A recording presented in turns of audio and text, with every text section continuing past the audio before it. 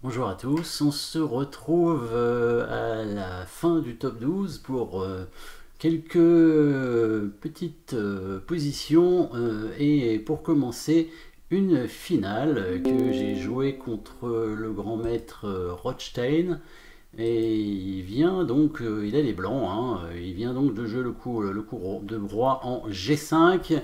Ici c'est une finale nulle théorique mais il faut quand même être précis avec les noirs.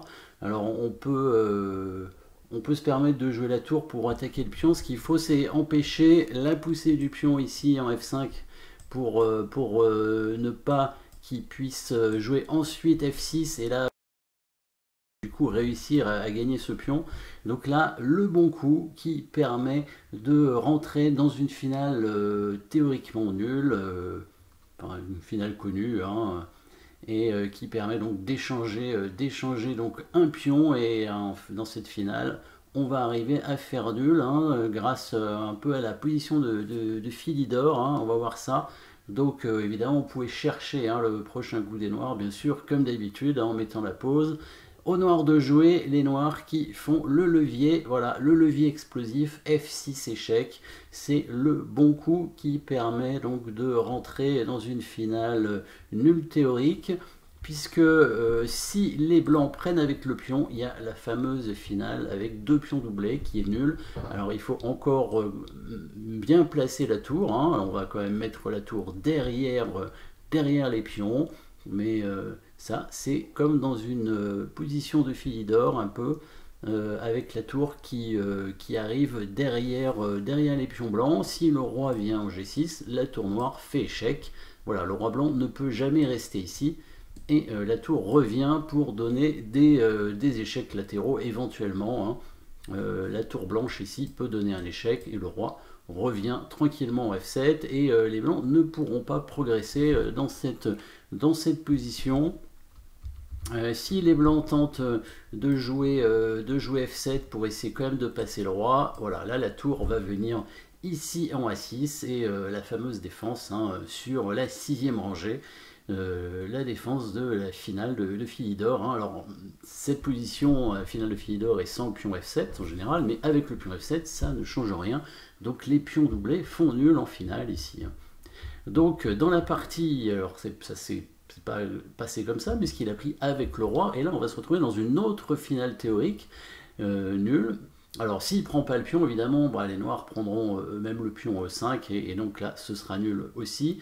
Donc ici, après la prise du roi qui prend le pion en F6, la tour prend le pion en F4 sur échec. Le roi vient au 6 et là un coup assez important. Alors en fait il y a une possibilité de faire nul encore avec la distance de sécurité, on appelle ça, avec la tour à 3 cases du pion, mais le plus simple et le meilleur hein, à retenir dans cette position, c'est bien la tour derrière le pion ici. On met la tour en E4 à vérifier que le roi ne puisse pas attaquer la tour. Enfin, ça n'a pas d'importance en fait. Hein. Que la tour soit en E4, en E3, en E2 ou en E1, c'est nul quoi qu'il arrive. Le but c'est d'attaquer le pion, très important. Pourquoi? Parce qu'après l'échec ici, le roi se décale, le roi blanc ne peut pas venir sur la case E7, donc le pion ne peut pas avancer. Et si le roi se décale sur la case D6 pour essayer d'avancer le pion, le roi revient contrôler la poussée du pion en E6. Voilà. Donc ici, pas moyen d'avancer le pion. Il va tenter quand même, échec, la tour s'en va. Bon là maintenant on peut aller en E1 tranquillement. Il remenace mat.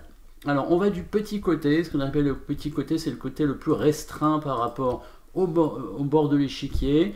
C'est mieux d'y aller, même si on peut aller dans cette position du grand côté, c'est nul quand même, mais il faut mieux quand même, dans tous les cas, c'est un réflexe, aller du petit côté. Si on va sur l'autre côté, c'est nul parce que c'est un pion central, mais ça aurait été un pion de la colonne du fou. Il n'aurait surtout pas fallu aller du grand côté. Hein. Toujours aller du petit côté, c'est le mieux en général. Donc roi F8, tour H8 échec, roi G7, tour E8. Voilà, le seul plan des blancs, c'est ça.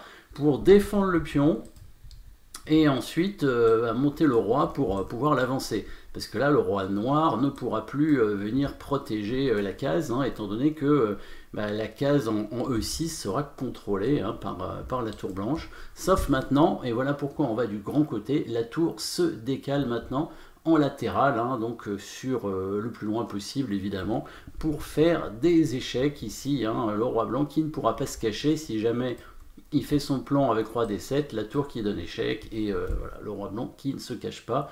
Et s'il va vers la tour, et ben, il s'éloigne du pion, et le pion va être capturé au bout d'un moment. Donc ici, il a ramené sa tour pour couvrir l'échec, mais maintenant, hop, on ramène la tour derrière le pion, puisque la tour blanche ne contrôle plus l'avancée du pion. Il a tenté de défendre le pion avec la tour pour pouvoir monter son roi, et maintenant le roi revient évidemment vers la case de promotion. Hein, attention à bien faire ça, parce que sinon le roi blanc peut monter, hein, et du coup le pion peut avancer, hein, et là ça se complique. Non, on va mettre le roi tranquillement ici pour l'empêcher d'y aller. Roi D6, il se décale. Le roi qui monte en F7 pour contrôler la poussée du pion. On est à peu près dans la même position que tout à l'heure. Voilà, il ne va pas tourner très longtemps. Taureau 3, échec. Le roi qui revient sur la case de promotion. Il s'en va avec la tour. Et le roi qui revient en F7 pour recontrôler la case 6, etc.